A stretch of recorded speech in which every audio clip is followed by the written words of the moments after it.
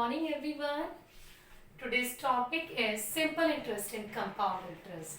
Guys सबसे पहले अगर आप सिंपल इंटरेस्ट और कंपाउंड इंटरेस्ट के बारे में अगर हम बात करेंगे तो ये आपका क्लास 8 का टॉपिक है और इसके ये बहुत ही इंपॉर्टेंट है। इवन नॉट ओनली इन आपकी क्लास 8 में जब आप किसी भी एंट्रेंस एग्जाम में जाते हैं तो आपको इसके simple interest and compound interest के क्वेश्चंस आपको सभी एंट्रेंस एग्जाम्स में मिलते हैं।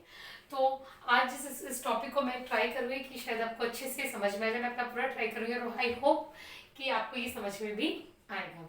तो simple interest and compound interest की बात करने से पहले हमें ये पता होना बहुत ज़रूरी है व्हाट इज इंटरेस्ट, कि आखिर इंटरेस्ट होता है क्या है, हमें इसका क्या बेनिफिट है। गाइस सपोज कीजिए आपको किसी ने 100 रुपीज़ दिए, तो आपने वो 100 रुपीज़ ले तो लिए और आपने अपने घर में उठा के रख दिए। क्या वो 100 रुपीज़ कुछ बढ़ जाएंगे अपने आप? नो। लेकिन अगर उसी 100 रुपीज़ को आप बैंक में डिपॉजिट करते हैं, कहाँ डिपॉजिट करते हैं? बैंक में। तो बैंक आपको सपोज करो आपने बैंक में डाले और बैंक में आपने कितने ईयर के लिए डाले? 1 ईयर के लिए। कितने ईयर के लिए डाला? 1 ईयर के लिए। तो बैंक आपको कुछ इंटरेस्ट लगा के 110 रुपीज़ देता है at the end of 1 year. तो क्या आपको इस चीज़ से बेनिफिट हो रहा है? ऑफिस है यार, 100 से मेरा 110 रुपीज़ पैसा हो रहा है, तो मुझे क्या है इस चीज़ में बेनिफिट है। तो इससे ही जो ये जो आपको एक्स्ट्रा अमाउंट, मतलब ये जो 10 रुपीज़ आपको यहाँ पे बढ़ के मिले हैं, इसे ही हम बोलते हैं इंटरेस्ट। क्या बोलते हैं इसे? इंटरेस्ट बोलते हैं। अब इसे निकालने का तरीका क्या है? अब ये तो है नहीं कि सब कि आपने क्या कोई भी अमाउंट 100 रुपीज़ ओनली 1 ईयर के लिए सबमिट करें, डिपॉजिट करें बैंक में। आपका मन करेगा नहीं मैं तो पैसों को डाल के छोड़ देता हूँ, तो उससे क्या होता है आपका इंटरेस्ट बढ़ता जाता है और आपको हर साल बैंक क्या देता है? इंटरेस्ट देता है। ठीक है, इसी चीज़ को डिस्कस करने के लिए सबसे पहले हम टॉपिक को पढ़ेंगे। सबसे पहले जिसकी बात करेंगे, हम बात करेंगे सिंपल इंटरेस्ट की। किसकी बात करेंगे? Simple interest. अब सिंपल इंटरेस्ट का फॉर्मूला होता है P into R into T upon 100। ठीक है गाइस। अब व्हाट इज पी? पी होता है principal. What is principal? Principal का मीनिंग है कि आपने बैंक को जितना अमाउंट अपना डिपॉजिट किया है। मैंने बोला था कि बैंक में मैंने कितना डिपॉजिट किया है? 100 रुपीज़। तो 100 रुपीज़ मेरा क्या है? यहाँ पर प्रिंसिपल है। नेक्स्ट लिखा हुआ है आपका R. What is R? R is rate of interest, कि बैंक आपको कितना रेट ऑफ इंटरेस्ट दे रहा है। सपोज करो बैंक रेट क्या बोलते हैं? आर आपका रेट ऑफ इंटरेस्ट।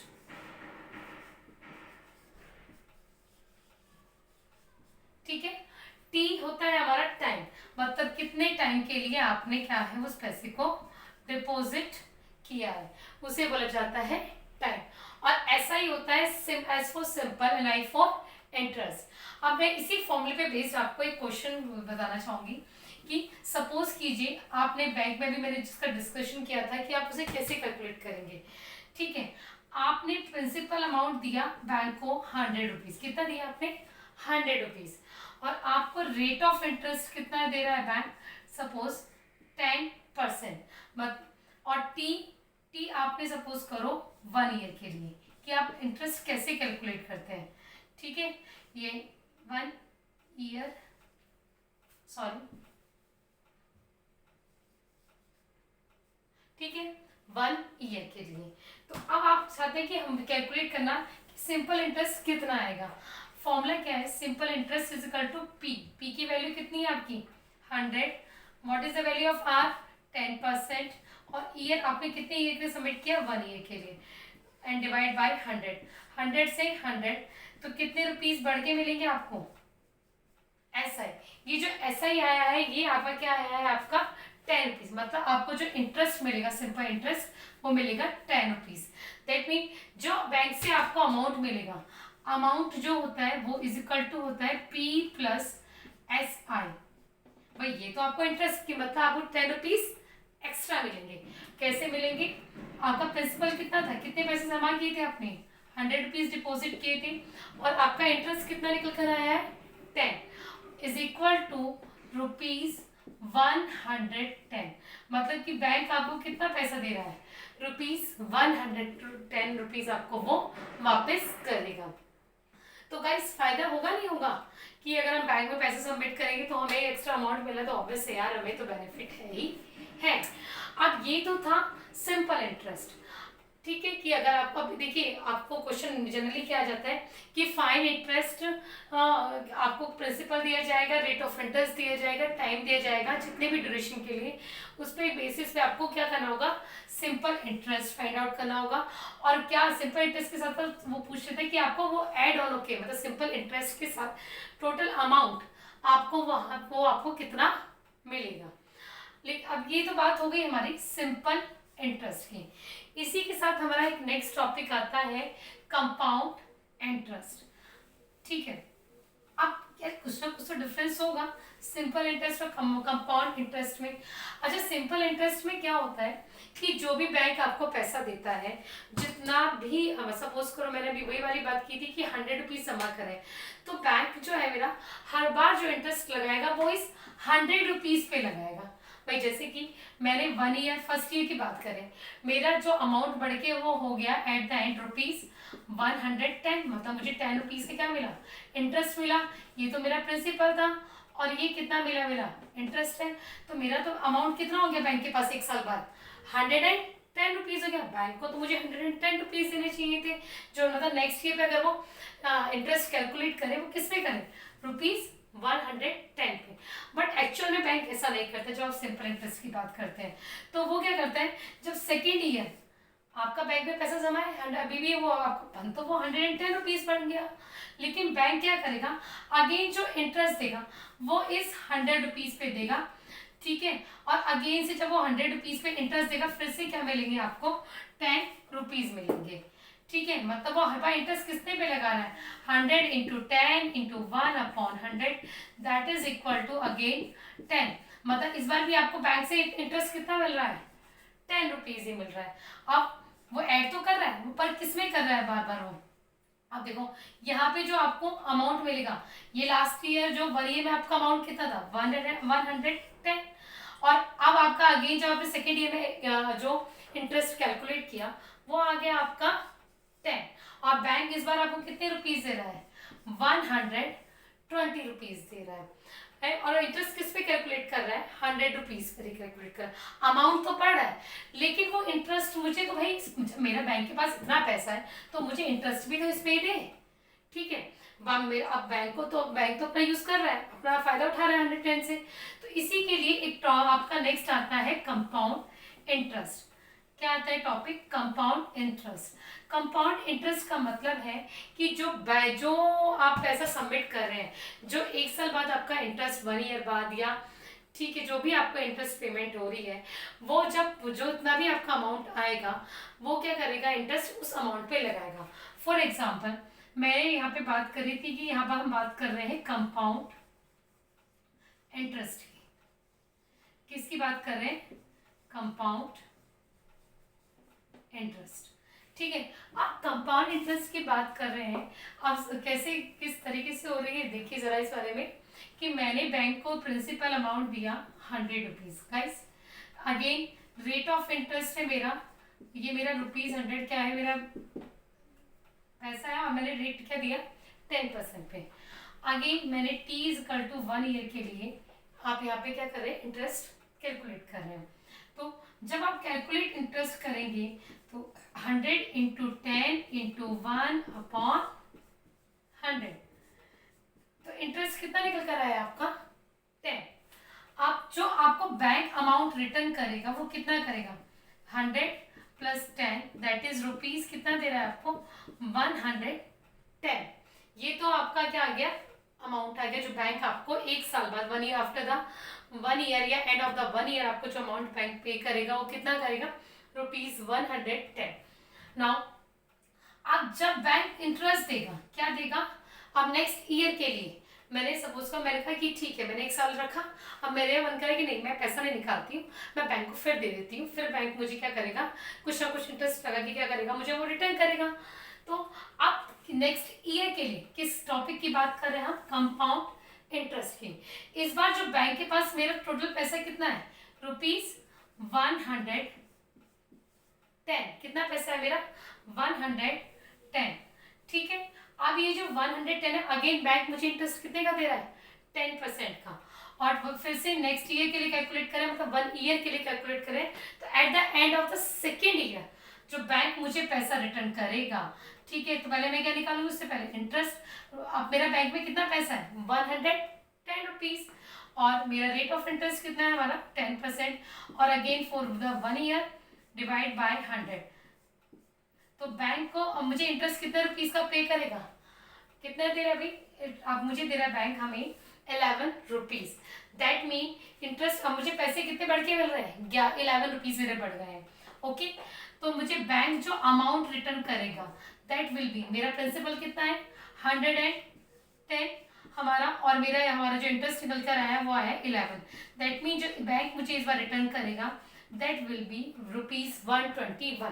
बस सिंपल इंटरेस्ट के केस में क्या हो रहा था, मुझे तो ओनली क्या, हमें क्या मिला था, ओनली ₹120। तो ये बेनिफिट होता है कंपाउंड इंटरेस्ट का। सिंपल इंटरेस्ट में तो जो हर बार आपका जो भी कैलकुलेशन होगी वो आपकी प्रिंसिपल, दैट मीन आपने जो पैसा बैंक को दिया था उसी पे वो बार बार क्या करेगा, इंटरेस्ट कैलकुलेट करता चला जाएगा और उसमें एड ऑन करता चला जाएगा। लेकिन कंपाउंड इंटरेस्ट के केस में क्या होता है, जो आपका सपोज जो आपका से एंड ऑफ द ईयर में जो भी अमाउंट निकल कर आएगा, नेक्स्ट ईयर जो इंटरेस्ट रहेगा वो उस अमाउंट पे लेगा, इसे बोला जाता है कंपाउंड इंटरेस्ट। तो ऑब्वियस है यार, हमें तो किसमें बेनिफिट है गाइस, हमें बेनिफिट है कंपाउंड इंटरेस्ट में, नॉट सिंपल इंटरेस्ट में। अच्छा, मैं आपको इस टेबल के थ्रू इस चीज को अगेन मैं कंपैरिजन करा के आपको और क्लियर कराना चाहूंगी कि इसका डिफरेंस इससे आपको और अच्छे से क्लियर हो जाएगा। गाइस यहाँ टेबल देख रहे होंगे, मैंने यहाँ बनाया हुआ है सिंपल इंटरेस्ट और कंपाउंड इंटरेस्ट की एक टेबल बनाई हुई है। और फर्स्ट ईयर के लिए हम बात किसके लिए कर रहे हैं, फर्स्ट ईयर के लिए। जब मैं सिंपल इंटरेस्ट निकाल रही हूँ तो प्रिंसिपल मेरे बैंक को दिया कितने रुपीज, 100 रुपीज। इंटरेस्ट एट 10% पे मुझे कितना मिल रहा है, रेट ऑफ इंटरेस्ट पे 10% पे जब मैं इंटरेस्ट निकाल रही हूँ तो मुझे इंटरेस्ट निकल के आ रहा है ₹10। और ईयर में जो अमाउंट, वही मैं आपको क्लियर कर दूं कि भी आप डाउट नहीं आ जाए कि ये अमाउंट मुझे कैसे मिल रहा है, ये तो मेरा प्रिंसिपल है और ये क्या है, मेरा इंटरेस्ट है। दोनों मिलके मुझे कितने रुपीज दे रहे हैं, ये 110 रुपीज मुझे क्या मिल रहा है यहाँ पर अमाउंट। सिंपल इंटरेस्ट के लिए थ्रू मुझे ये अमाउंट मिल रहा है। सेम यही काम मुझे क्या मिल रहा है, कंपाउंड इंटरेस्ट में मिल रहा है। अभी फोटो ओनली फर्स्ट ईयर से गाइस, ₹100 पे आप लगा रहे हो प्रिंसिपल, सेम ₹10 पे आपका निकल के आया इंटरेस्ट, और आपको कंपाउंड इंटरेस्ट के केस से भी कितना मिल गया, 110 रुपीज। लेकिन जब बात किसकी हुई, सेकेंड ईयर की, किसकी बात हुई, सेकेंड ईयर की, तो उस केस में क्या हुआ, प्रिंसिपल यहाँ पे कितना है 100, मतलब वो किस पे दे रहा है, जो मैंने बैंक को पैसा जमा करा था। लेकिन यहाँ मेरा इंटरेस्ट किस पे लग रहा है, जो प्रेजेंट में मेरा बैंक में पैसा है, मेरा बैंक में कितना पैसा है, ₹110। तो अब जो बैंक मुझे इंटरेस्ट लगा के दे रहा है ये जो 10% पे, तो मेरा पैसा कि मेरा इंटरेस्ट कितना बन गया, 11 रुपीज, और मुझे टोटल बैंक कितना रिटर्न कर रहा है, 121 रुपीज। लेकिन अगर सिंपल इंटरेस्ट के केस में देखें तो बैंक अभी भी मेरा जो इंटरेस्ट लगा के दे रहा है मुझे चीटिंग कर रहा है भाई, वो तो ये सब मेरा तो पहले अभी भी 100 पे दे रहा है, पहले भी 100 पे था, और आज भी किससे मुझे इंटरेस्ट दे रहा है, वो 100 पे दे रहा है। और 100 पे आगे मेरा कितना आ रहा है, 10, और वो बाद में जो अमाउंट निकाला है तो प्रिंसिपल तो उसके पास मेरा कितना है, 110 प्लस 10, और अमाउंट हमारा कितना निकल कर आ गया, 120। या सिंपल इंटरेस्ट के केस में मुझे कितने रुपीस मिल रहे हैं, 120, और कंपाउंड इंटरेस्ट के केस में मुझे मिल रहे हैं 121 रुपीस। तो आप यहीं से देख रहे हैं कि मुझे कितना, मुझे क्या हो रहा है, 1 रुपीस का क्या हो रहा है बेनिफिट। तो यहाँ तो ओनली आपको, क्योंकि मैंने अमाउंट 100 रुपीस लिया है तो आपको ये कह रहे हैं क्या यार 120 से 121 के लिए आप ले रहे हो। लेकिन अगर आपका कोई बिग अमाउंट है तो उस केस में आपकी वैल्यू तो भाई बहुत बढ़ जाएगी, ठीक है। तो हमें किसमें बेनिफिट है, कंपाउंड इंटरेस्ट में, नॉट सिंपल इंटरेस्ट में, ठीक है। इसी तरीके से मैंने यहाँ पे शो कर रखा है कि आपका थर्ड ईयर के लिए अगेन बैंक सिंपल इंटरेस्ट के केस में आपको 100 रुपीज पे क्या दे रहा है, इंटरेस्ट दे रहा है। इंटरेस्ट आपको मिल रहा है 10, और फिर आपका जो अमाउंट बैंक में लास्ट अमाउंट कितना था, 120 प्लस 10 इज इक्वल टू आपका बन गया 130। लेकिन वही कंपाउंड इंटरेस्ट के केस में मेरा बैंक में पैसा कितना है इस टाइम, 121, और जब वो 10% का इस पे इंटरेस्ट लगा रहा है तो मुझे मिल रहा है ₹12.10, जिससे मेरा जो टोटल अमाउंट बना वो 133.10। तो आप देख रहे हैं डिफरेंस क्या हो रहा है, वैल्यू बढ़ती जा रही है और डिफरेंस भी क्या होता जा रहा है, बढ़ता जा रहा है। ठीक है, इसे इसलिए हम जो है जनरली हम लोग क्या प्रेफर करते हैं, कंपाउंड इंटरेस्ट को, क्योंकि यह बेनिफिट जिसमें हमें तो पैसा बढ़ाना है। ठीक है, तो जिसमें हमें अमाउंट बढ़ के मिलेगा उसी में तो हमारा क्या होगा, हमें बेनिफिट होगा या नहीं होगा। ठीक है, ओके, सो आपको क्लियर, आई थिंक मेरे हिसाब से समझ में आ गया होगा कि सिंपल इंटरेस्ट और कंपाउंड इंटरेस्ट में क्या डिफरेंस है। ठीक है, सबसे पहले मैं यहाँ पे अब एक बात, क्योंकि मैंने आज आपको ओनली किसके बारे में बेसिक बताया है, तो मैं जनरली पहले एक बार आपको फॉर्मूला लिख के दिखा दूँ। सिंपल इंटरेस्ट का फॉर्मूला होता है P into R into T upon 100, right. P मैंने आपको बताया था principal, R rate of interest, T time, divide by 100, और जो अमाउंट मिलता है that will be P principal plus S, मतलब जो बैंक आपको रिटर्न करता है वह after the end of 1 year वो देता है आपको ये अमाउंट, और यहाँ से आपको कितना एक्स्ट्रा मनी मिलती है वो यहाँ से निकलती है। उस एक्स्ट्रा मनी को हम क्या करते हैं, अपने जो हमने बैंक में डिपॉजिट किया होता है उस अकाउंट उसमें क्या करते हैं, ऐड ऑन कर लेते हैं। ठीक है, अब बात आती है कंपाउंड इंटरेस्ट की। अब कंपाउंड इंटरेस्ट के लिए मैं बार बार ये तो नहीं करूंगी। ठीक है, तो हमारा यहाँ से एक फॉर्मूला निकलता है, amount is equal to principal 1 plus R upon 100 की पावर n, या ए क्या है आपका अमाउंट, P स्टैंड फॉर वही again principal, R rate of interest,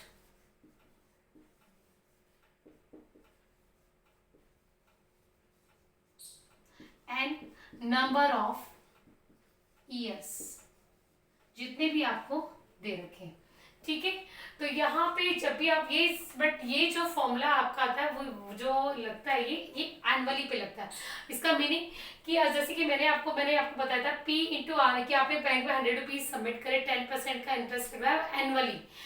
annually का मतलब है कि साल में आपको कितनी बार इंटरेस्ट मिलेगा, बैंक देगा सिर्फ एक बार। लेकिन अभी जब हम बात करेंगे कि बैंक कि हमें जो इंटरेस्ट मिल रहा है वो मिल रहा है हाफ ईयरली। ठीक है, तो उस केस में जो होता है थोड़ा आपका चेंजेस आते हैं, उसे हम नेक्स्ट क्लास में डिस्कस करेंगे। आई होप कि सिंपल इंटरेस्ट और कंपाउंड इंटरेस्ट में आपको डिफरेंस क्लियर हुआ होगा। अगर मैं एट द इन शॉर्ट में आपको बताना चाहूँगी, सिंपल इंटरेस्ट में जो आपको इंटरेस्ट लगता है वो हर बार किस पे लगता है, प्रिंसिपल पे। लेकिन कंपाउंड इंटरेस्ट के केस में जो आपको इंटरेस्ट मिलता है वो जो आपको अमाउंट आया था उस पर मिलता है। ठीक है, अच्छा यहाँ से आपसे एक चीज और पूछी जाती है, यहाँ से तो आपको देखो कि सीधे सीधे क्या मिला है मुझे अमाउंट, बट यहाँ पे क्या मिला था मुझे, सिंपल इंटरेस्ट मिला था, बाद में मैंने अमाउंट निकाला था। ओके, लेकिन अगर आपको से बोला जाए कि कंपाउंड इंटरेस्ट निकाले, मतलब कितना इंटरेस्ट आपको मिला है बैंक से, तो उसका फॉर्मूला होता है compound interest is equal to A minus P. क्या होता है, ए माइनस पी। ए आपका अमाउंट माइनस प्रिंसिपल, मतलब जो आपका इंटरेस्ट के बाद जो अमाउंट मिलकर आया माइनस कर देंगे प्रिंसिपल को, तो आपको मिल जाएगा कि कितना बैंक ने आपको इंटरेस्ट दिया है। सो गाइस, आज के लिए इतना ही। ठीक है, आई थिंक आपको सिंपल इंटरेस्ट और कंपाउंड इंटरेस्ट में डिफरेंस क्लियर हुआ होगा। नेक्स्ट वीडियो में हम इससे रिलेटेड कुछ क्वेश्चंस करेंगे। Thank you everyone for watching this video. Please, if you like this video, like the video and subscribe the channel. Also share the video. Thank you very much. Bye bye.